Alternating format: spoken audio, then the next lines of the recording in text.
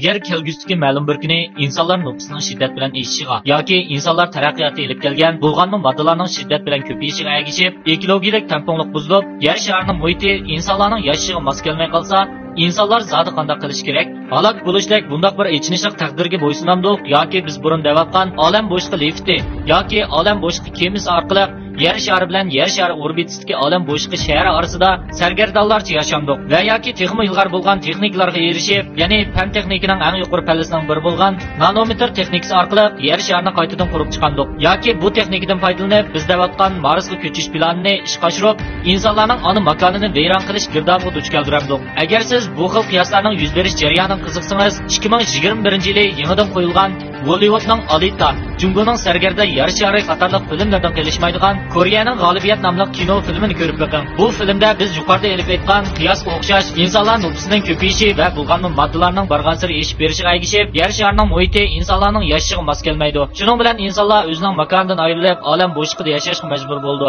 Bu olam bo'shliq shaharda yashaganlarning hammasi boylar, yuqori qatlamdagi kishilar bo'lib, to'van qatlamdagi kishilarning bu shaharga kirishiga yo'l qo'yilmagan. Bu filmdagi bosh personajlarning hammasi olam bo'shliqidagi axlatlarni yig'digan to'van qatlamdagi kishilar bo'lib, ular olam axlati yig'ish jarayonida bir qizchaqni bayqaydi. Hamda u qizchaqninki normal odam emas, balki nano mashina odam ekanligini biladi. Dal mushu vaqtda olam bo'shliq shaharining qurg'uvchisi bu qizni topshirib beruvchilarga nihoyat zo'r pul berdiganligini e'lon qildi. Ular nemishqa dastlabidagi qizchaqni topshirib berish niyatidan voz kechib, aksicha uni jon-jahli bilan qo'g'daydi. Ular bilan yer sharining taqdiri zodi qandoq bo'ladi? Bu mazmunlar qiziqsangiz har qaysi app bozorlaridan izlash appni topib tushiring. Va yoki filmning o'ng taraf burjugida ko'rilgan ulanmani chekib, G'olibiyat nomli bu filmni izlab ko'ring. Texnik ko'p yangi Uyg'urcha ovozli filmlarni ko'rmoqchi bo'lsangiz, izlash appni topib ko'ring.